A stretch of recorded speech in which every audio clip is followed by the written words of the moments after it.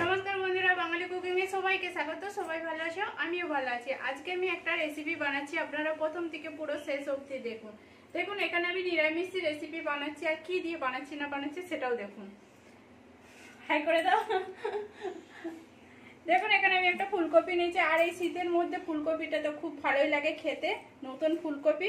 দেখুন, এখানে আমি ফুলকপিটা নিয়েছি, ফুলকপিটা আমি কেটে নিচ্ছি। দেখুন, এখানে আমি আলুগুলোকে কেটে নিয়েছি। আমি এখানে 2-3টে আলু নিয়েছি, আলুটাকে দেখুন চার ফালি করে কেটে নিয়েছি। আর এখানে আমি ফুলকপিটাকেও কেটে নিয়েছি। এরকম ফুলকপিটা এরকম করে কেটে নিয়েছি। এবার এর মধ্যে আমি গরম জলটা দিয়ে দিচ্ছি। এই দেখুন, এই জন্য আমি গরম জলটা দিচ্ছি, যাতে ফুলকপির যে একটা হালি গন্ধ থাকে সেই গন্ধটাও চলে যাবে, আর এর মধ্যে কোনো পোকামাকড় থাকলে সেটাও মরে যাবে।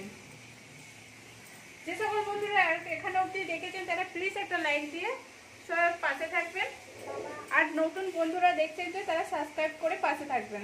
দেখুন, এখানে এটা সাইড করে রেখে দিচ্ছি। এবার এর জন্য আমি একটা মশলা বানাবো, সেটা করে নিচ্ছি। দেখুন, এখানে মশলা বানানোর জন্য আমি কোঁড়া নিয়ে নিয়েছি। কোঁড়াটা গরম হয়ে গেছে। এবার আমি 1/2 চামচ ধনে দিয়ে দিচ্ছি, গোটা ধনে দিয়ে দিচ্ছি এখানে। আর আমি 1/2 চামচ গোটা জিরে দিয়ে দিলাম। আমি এখানে পেঁপে রেখেছিলাম, ওই জন্য আমি দিয়ে দিলাম। আর এখানে আমি একটা শুকনো লঙ্কা দিয়ে দিচ্ছি, একটা তেজপাতা দিয়ে দেবো। আর এখানে দিচ্ছি আমি একটা এলাচ, একটা দারচিনি আর 2টো লবঙ্গ। এগুলো আমি একসঙ্গে ভেজে নেবো, শুকনো খোলাতে ভেজে নেবো আমি, গ্যাসটা কম করে। আর এইটা ভাজা হয়ে গেলে এর মধ্যে একটা খুব সুন্দর সেন্ট আসবে, তখন জানবো যে আমার ভাজা হয়ে গেছে। আর এই সবজিটা আমি যে বানাচ্ছি পুরো কম তেল মশলা দিয়ে বানাচ্ছি। অনেক সময় মশলা তেল দিয়ে দিলে সবজিটা খারাপ হয়ে যায়, ফুলকপি রান্নাটা স্বাদটাই আলাদা হয়ে যায়। আজকে স্বাদটা খুব সুন্দর আসবে। দেখুন, এখানে আমি ভেজে নিচ্ছি ভালো করে। দেখুন, এখানে আমার মশলাটা ভাজা হয়ে গেছে। এবার এই মশলাটা আমি ঠান্ডা করতে দিচ্ছি। আর এখানে আমি 1 চামচের মতো তেল দিয়ে দিয়েছি। এই দেখুন, তেল দিয়ে দিয়েছি। এবার এর মধ্যে আমি আলুগুলো দিয়ে দিচ্ছি। আলুগুলোকে কেটে রেখেছিলাম, আলুগুলো আমি দিয়ে দেবো। আলুগুলো একটু হালকা ভাজতে দেবো। দেখুন, এখানে গরম জলটা ছিল, যে গরম জলটা আমি এবার ফেলে দিচ্ছি। এখানে আমি ফেলে দিয়েছি, দিয়ে ঠান্ডা জল দিয়ে আমি ধুয়ে দেবো এটাকে, তাহলে জিনিসটা ভালো হবে। ওই জন্য আমি একটু ঠান্ডা জল দিয়ে ধুয়ে নিলাম। এখানে আমার আলুটা অর্ধেক ভাজা হয়ে গেছে, একটু হালকা লাল হয়ে গেছে। এবার আমি এর মধ্যেই ফুলকপিগুলো দিয়ে দিচ্ছি।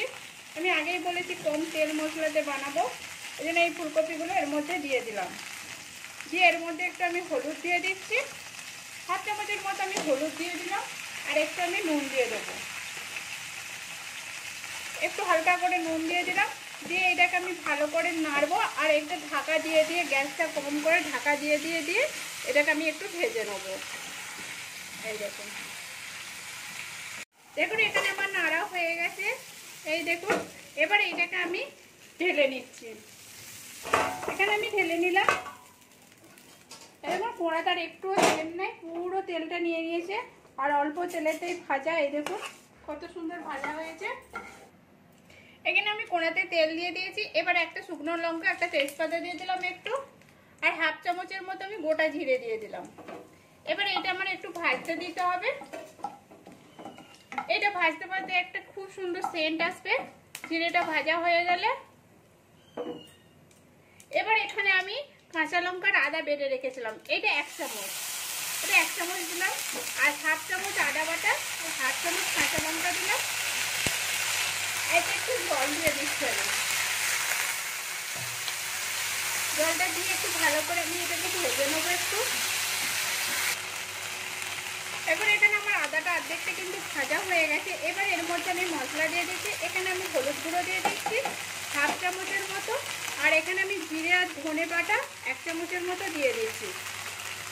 আমি এখানে বাটা মশলা দিয়ে বানাচ্ছি। এখানে আমি গুঁড়ো লঙ্কা দিই না, এখানে আমি পুরো বাটা লঙ্কা দিলাম।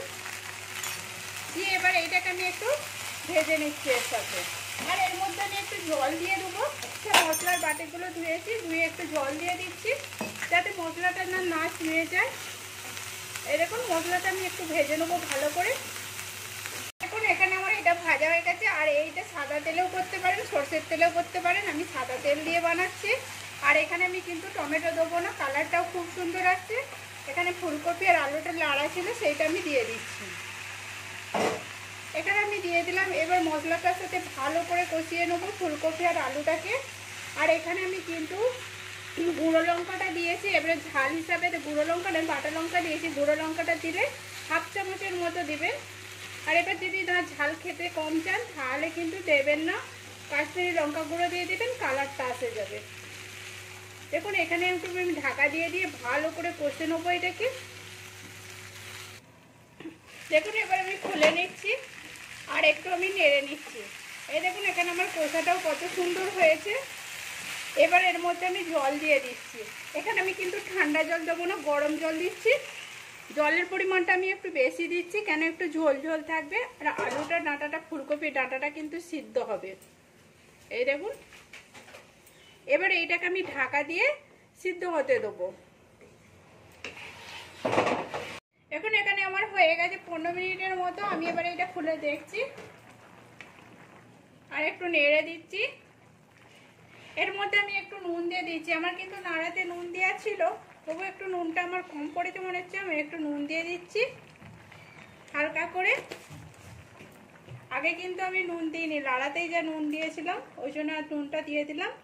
আর এখানে আলুটাও আমার সিদ্ধ হয়ে গেছে, ফুলকপিটাও এই দেখুন সিদ্ধ হয়ে গেছে। এবার এখানে আমি মশলাটা যে ভেজে রেখেছিলাম মশলাটা আমি দিয়ে দিচ্ছি এখানে। দেখুন এখানে পুরো মশলাটা আমি দিয়ে দিলাম।